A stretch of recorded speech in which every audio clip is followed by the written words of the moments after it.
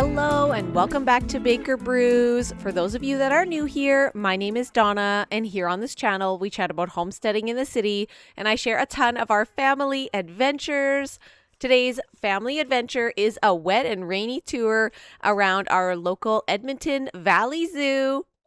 The Valley Zoo is located at 13315 Buena Vista Road or 87th Avenue. It's on the west side of Edmonton, so it's a great addition if you are hitting up West Edmonton Mall to also come and check out the Edmonton Valley Zoo. On this visit, I went with my two boys at the time, and I was very pregnant with our baby girl. I was very lucky. I felt pretty good at the time, this late in my pregnancy. I was doing lots of walking anyways, so a walk around the zoo wasn't too much for me, but you are forewarned if this is your first time to the zoo here. It is a lot of walking, and a majority of it is also outdoors. So I came prepared with my wagon, there was plenty of room for the wagon when I was outside, but I did find it a bit tight inside the buildings, just in the pathways or the walkways, especially because it was quite busy with a lot of school groups the day that we came. You definitely can bring a stroller, or like I did, you can bring your wagon. You just have to be prepared for some slow spots where it is smaller or narrower. Like I mentioned earlier, we went on a very rainy day in the fall, and I was initially kind of worried because our previous visit to the Edmonton Valley Zoo was over 4 years ago that we went. So you can check that video out. It's a lot shorter than this one, just because my boys were a lot younger when we had gone then. So we didn't stop and watch as many things, but we also went in the hot of summer, and a lot of the animals were just really lethargic. So a perk of going on a rainy, cool day was that there were so many animals that were active. There was so many animals slithering, they were awake, they were bouncing and bounding. Like this trip, we got so lucky, and we saw a ton of animals. It's a mama. Oh my gosh, there's a goat right here. Can you go in now? Yeah, we're going in. To start the tour off here, we are in the urban barn, which is all farm animals, which it's kind of funny. This is like the first thing I feel like kids want to hit. You got your cows and your goats and your chickens, but they also have peacocks, which is really neat. They have information about bees. They also had a guinea fowl in here. So there were some really interesting farm animals. It was really nice because it was pouring rain, like I said. So we came inside here, dried off. They had a nice little play area that my kids hung out in a lot, and then we could just, pop over, check out the rabbits for a bit, then go back to the play area. And because that play area just wasn't very busy, I parked my wagon there. We were drying off our coats and hanging out in here for quite a while. So I think the Edmonton Urban Barn is a great place to start your zoo adventure.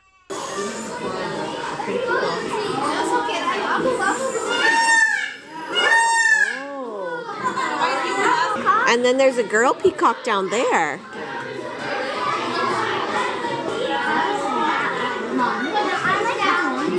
Do you like that one? Yeah, those are the girls. These are the boys. Look at that zebra one. Oh, wow. That is super cool. It's so low to the ground. Look at it come waddling over. Look at it. Peacock! I think it might be a quail. Oh, rooster. What do you think this thing is? Cock-a-doodle-doo. Do you think... Mom, did you see its waddles?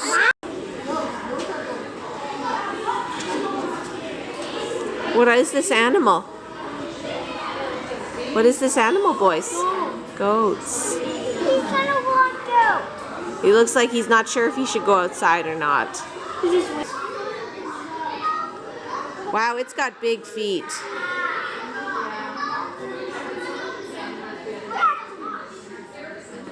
We toured the zoo this day from when it opened 9 a.m. till about 3 p.m. and it closes at 5. So we almost spent the entire day there. I packed us a lunch and snacks so that we could, eat on the go. There were lots of school groups that day, and we went on a Thursday. But while we were freely exploring, every once in a while we would listen in on a school group guide to learn some cool facts along the way. Coming up in this video, I just want to tell you guys my top things that we saw, because you'll want to watch this video. There were some really cool things. Number 1 was the elephant, because on our last trip, I don't think we saw the elephant. So I was very happy that this time we actually got to see the elephant. Number 2 was the sloth behavioral training session, because the sloth exhibit is fairly new. So I was pumped because we initially went to the sloth exhibit and we couldn't find it. And then we came back later in the day, and just timing wise, we hit the behavioral training session, and it was so good. Like, it was really cool to see. They did a really great job explaining what was going on. So I just really enjoyed that. Number 3 was the birds of prey feeding and information session. The guy was so good. Like, you have to be quiet, obviously, because birds are very sensitive to loud noises. But the presenter was so good with the kids. He did a great job explaining things and, let us get pretty close. And we got to see the birds and learn more about them. And he brought some cool things to show while he did his presentation. Number 4 was the bouncing, bubbly red pandas. Oh my gosh, they were so active. The last time we went, they were asleep in the tree, so it was totally boring. This time they were bouncing and they were so cute. And so yeah, I got lots of video footage of them just playing and running and exploring. So I loved seeing them just very active. And number 5, finally, was the secret Arctic wolf viewing spot that we just happened to time it perfectly to see the Arctic wolf like really close, because the way the enclosure is designed, where the main display is, the Arctic wolf is so far away and very hard to see. So we found this secret spot that one of the tour guides happened to mention, and we were all walking towards it, and the wolf walked right in front of us. It was amazing. So come on with me, let's jump into this video and take a tour of the Edmonton Valley Zoo together.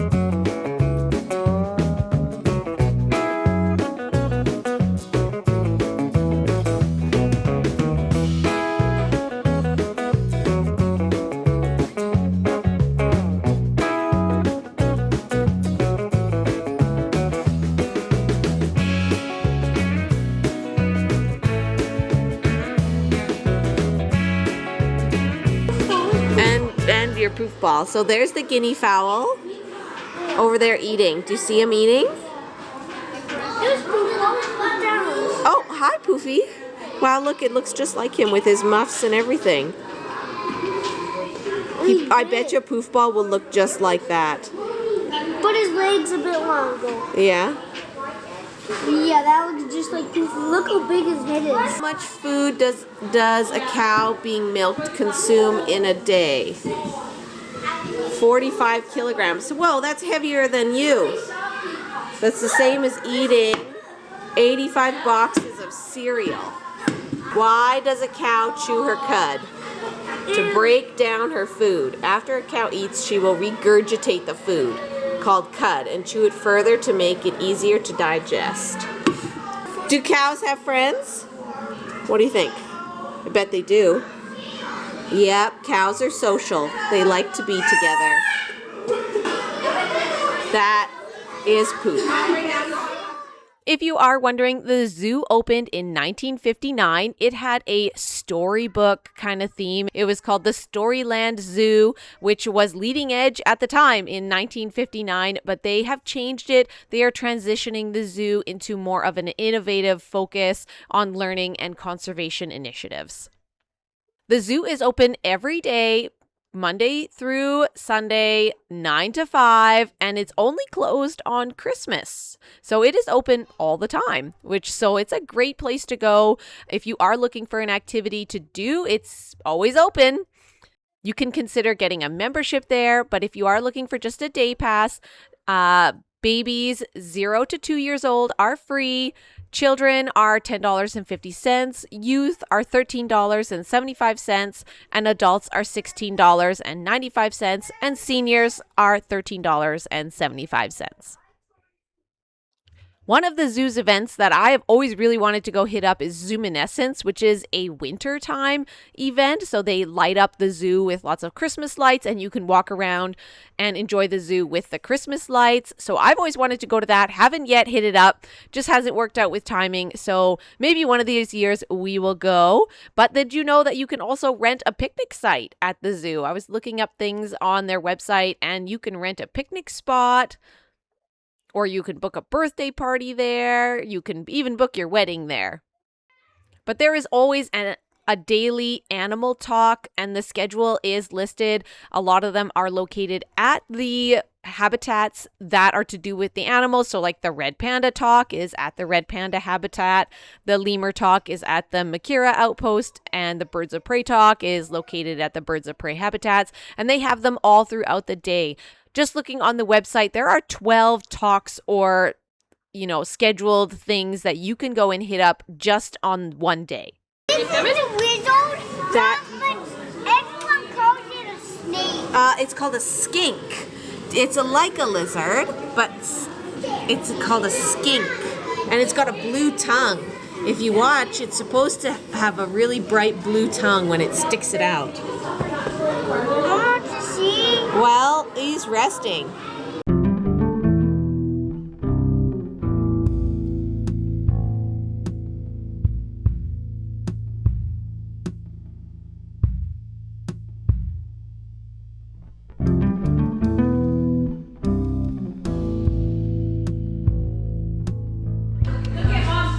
I can't even see you. You're too short. I can only see headless children.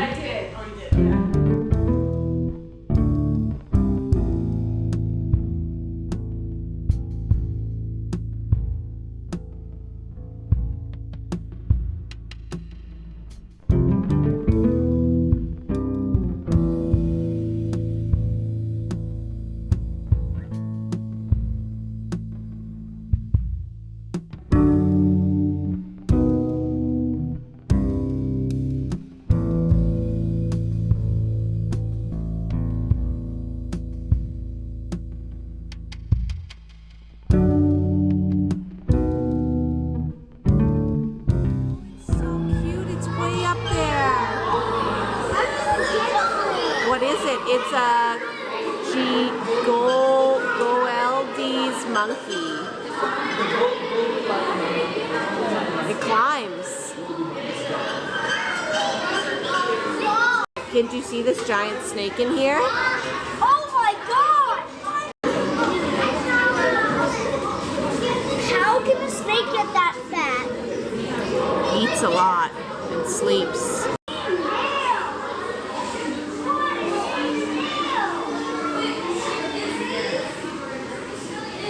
There's supposed to be a sloth in here and a porcupine. His name is William, because when he was a baby, he got killed by a porcupine. So he has a hole in his wing. Okay. So he lives in here. What is considered an old bat? Their lifespan in the wild is quite short. In zoos, they can live up into their teens. So we actually don't know the age of any of our bats. Okay. They have all been birthed over the last few years. Okay. And now they're on birth control, so we don't have any more, because we had quite a few for a while. Oh, funny. We have over 100. You have over 100 bats. 100 bats in here. And they're all different varieties, or just the one? Oh, they're all Jamaican fruit bats. Very cool. Yes, they do. That's an awesome word. If they like clouds.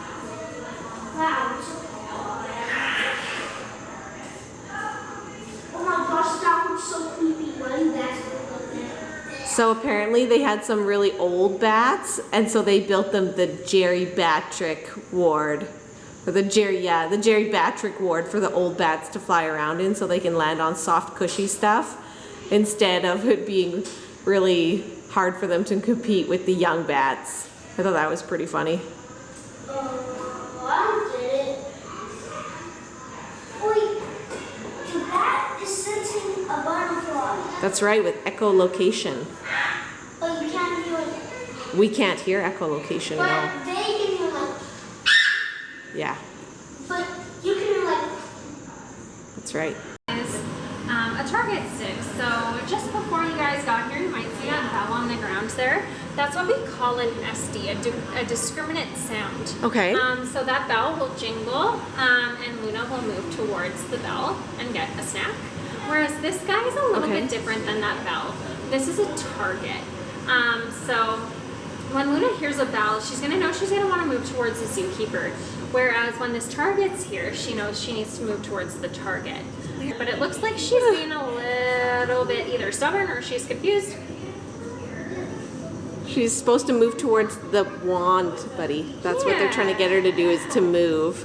Every animal is capable of being trained, even down to fish. So super duper special to get to watch a training That session. is super cool. What every animal is capable of is different. So we train for behaviors that our animal are capable of. We don't want to set them up for failure because that wouldn't be fair. It would also be incredibly frustrating and start breaking down relationships. So she is 100% capable of moving her body over there. She She doesn't want to today. Exactly.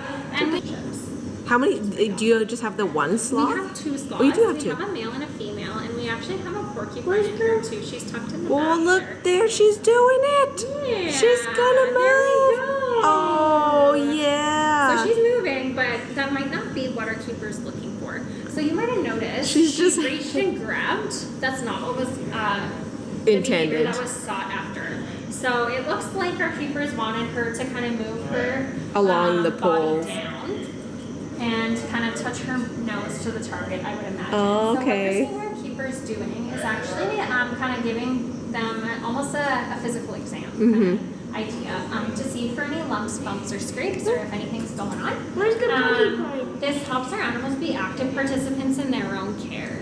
Training also can be an enrichment for our animals. So it gets her brain working, so biscuits Missouri and sweet potato. biscuits. Now she's called a two-toed sloth because on the front she has 2 toes and on the back she actually has 3. So a lot of people think that sloths can be kind of found all over the world.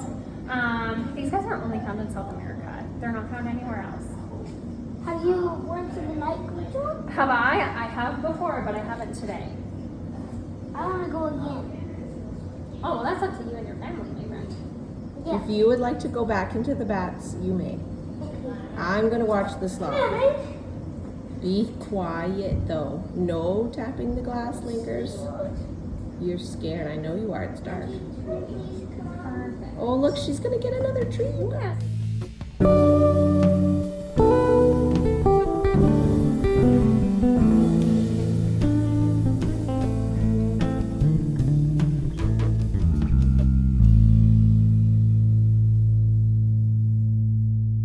Oh my! Do you see that? Do you see it? It's way up in there sleeping. How?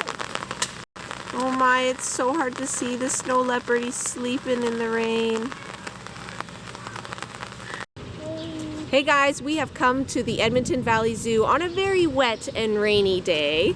It was pouring rain here for the last 2 hours, so we've kind of just hopped from the urban barn to the Saito Centre, which had the reptiles and the nocturnal animals. I was a little bummed. I was really hoping to see the sloth, because that is a brand new exhibit, but we didn't get to see the sloth.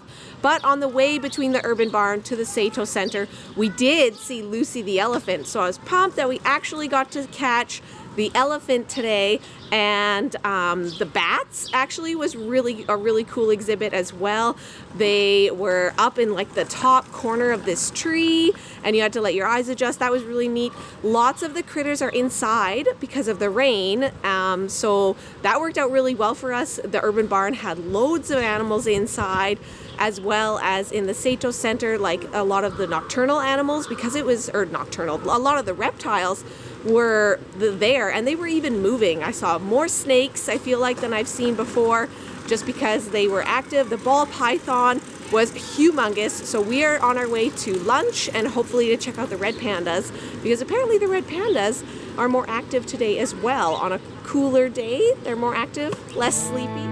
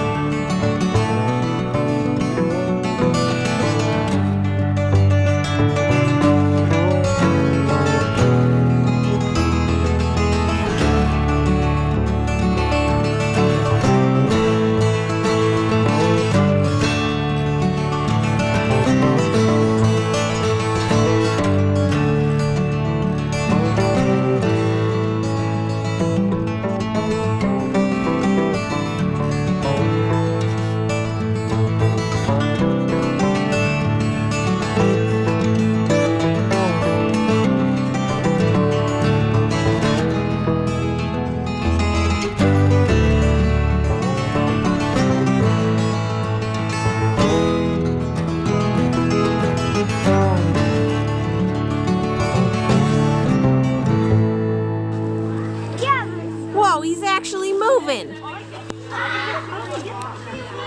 You cannot pet them. No, you cannot pet them. There's only one. There is only one. Where's the baby?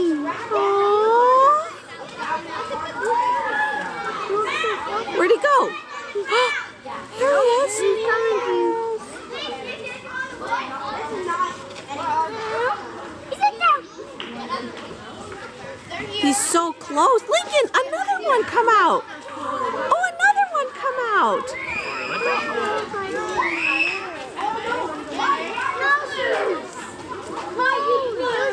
Oh my gosh, there are three of them and they're playing.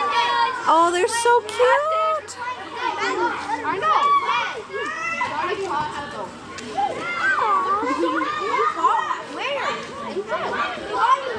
Looks like a raccoon. It does look like a raccoon. Oh my gosh, here comes another one. Man, they're so tiny. Are pandas way bigger than that? Yeah, these are pandas red don't pandas have though. tails. Different. They kind of look like a raccoon. Yeah, that's what I'm saying. Aww. They're in a dog place. So cute. They are so cute. Oh, look how close he is. Aw. Oh, he's so bouncy. They are so cute and bouncy.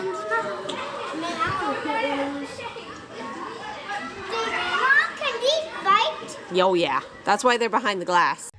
Red pandas are small, tree-dwelling mammals native to the eastern Himalayas and southwestern China. They are highly specialized foragers. Their diet is 98% bamboo.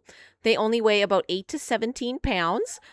And they are easily recognized by their rust-colored fur, white faces, and long, bushy tails.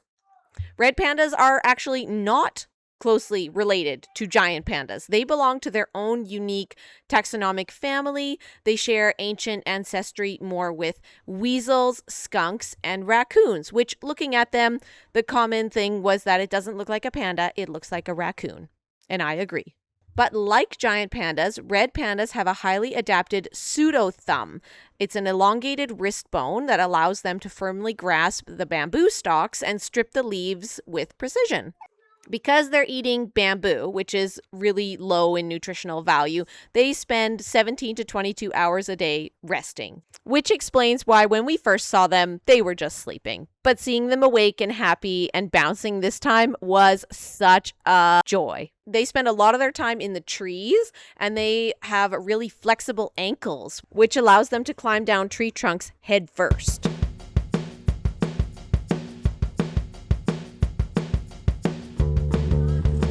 Fred and George are the two cubs. How fitting, the Weasley twins.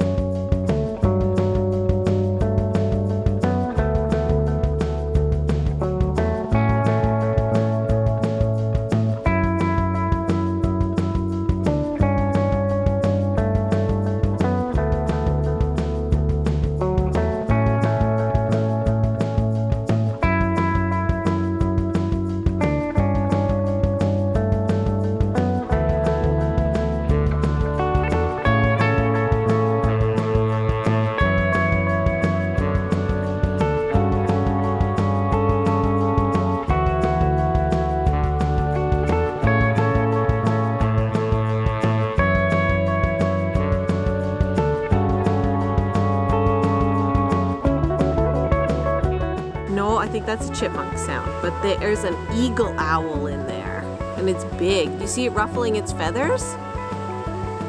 Oh, he's looking at us.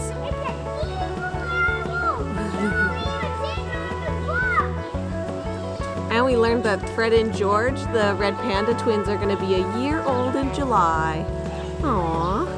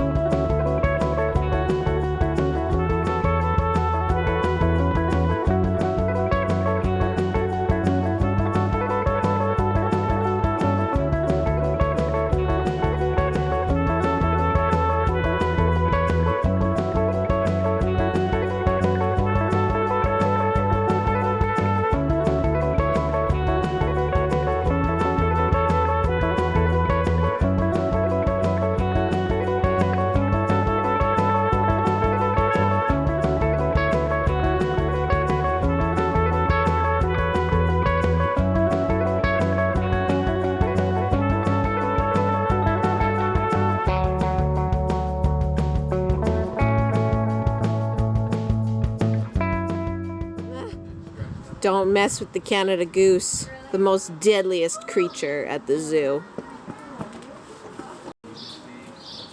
A hole! Where are the seals? I don't see anything. And now it's disappeared again. Whoa! I saw a splash. Oh, look, there's one. There's one. You too.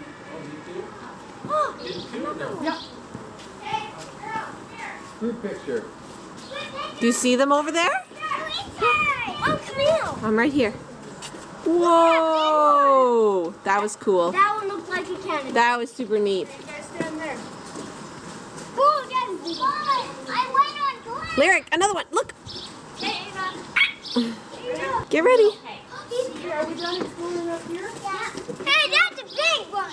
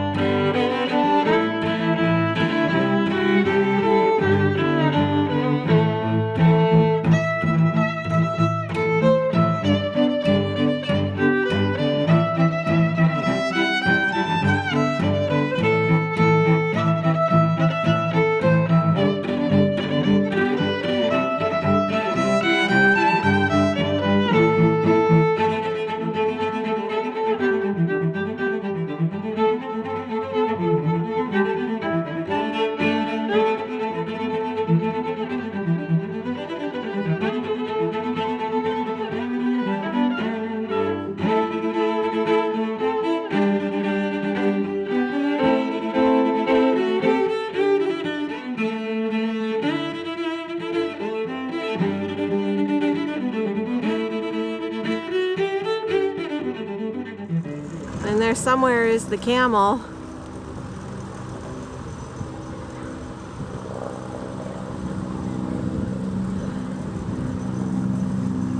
I don't remember this cute little structure.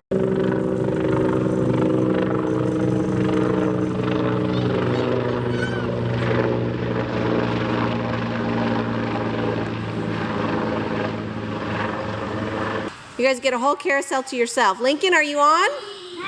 Oh, boys. I do not remember the carousel.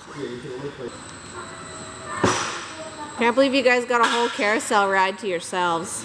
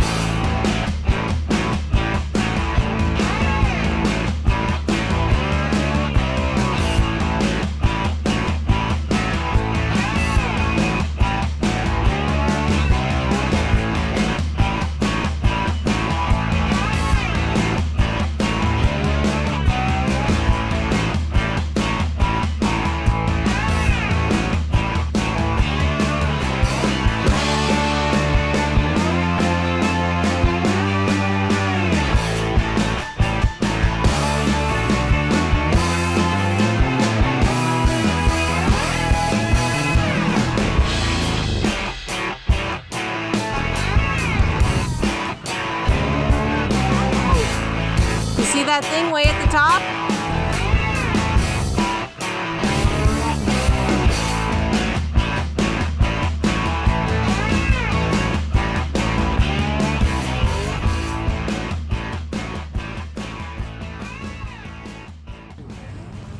Up to the secret area. This is such a secret area. And look, you can see our male wolf. Actually, you could have even gone to the other area. It looks like he's going that way. Yeah. Where is he? I can't see. The male wolf. We have two I see him. as well. He's going that way. Back, but we're trying to keep them in one. Oh, yeah, or one there. enclosure, but they're really hard to actually get along right now. So fur to blend in with the snow. Look at this. That's as good as it gets. Everyone, look how close the wolf is right there. I've never been this close to this wolf, so we're all experiencing this for the first time together. This is a quiet zone, okay? Birds are sensitive to loud noises. Please use quiet voices.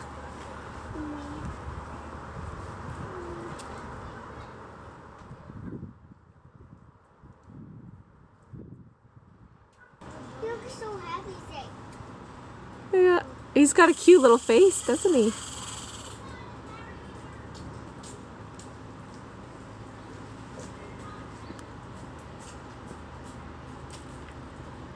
This spectacled owl, I like him. and he's so close.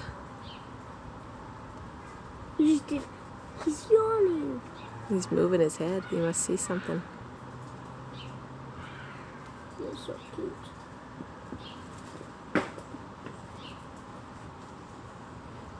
It's like he's shaking his head no. No, you're so bad. That squirrel is so loud. Hey, that's why Harry Potter was This is Harry Potter's owl. You're right. This is Hedwig. Hedwig. Oh, there he is. There's the peregrine falcon. That's really cool. That's really small. He is a lot smaller, It's isn't like he? a chick, like Kind a of. teenage chick. Well, he's like a hawk more so. Oh, there's two of them. There's another one on the other side. I know. See the bird? Yes. Oh, that white thing? That white gray thing. So of course, yes, I'm gonna talk about these birds. As you see, these beautiful animals, these beautiful birds get fed, but these are what's known as raptors. And when I say raptors, they're what's known as hypercarnivorous, so hyper meat-eating birds that typically hunt with their feet. They'll come down and swoop in with their large talons and just get their prey and swoop it up and eat it right up. They can even, in most cases, swallow up their food whole. This includes for raptors, falcons, hawks, owls, vultures, osprey, and eagles. And right here we have a peregrine falcon. These birds are magnificent. They can get up to speeds of 240 miles per hour when they're swooping down. Look at that. You can see just right there in that one instance, that is some fast velocity right there. When it comes to Whoa, whoa. How's he? I know. You guys are doing great. Let's keep our voices down. Good job. Look at those talons. As you can see, the talons are spread out right there. Spider-Man. Exactly. So we need to spin a web. They can fly up as high as they can and dive bomb whenever they're trying to catch and eat. We have, as you see, some meat down there. Oh, we might get our snowy owl fed. I don't know. Let's go check out the souvenirs. A red panda. A red panda. We saw this. We saw the lemur. You're right, buddy. So warm. It is so warm.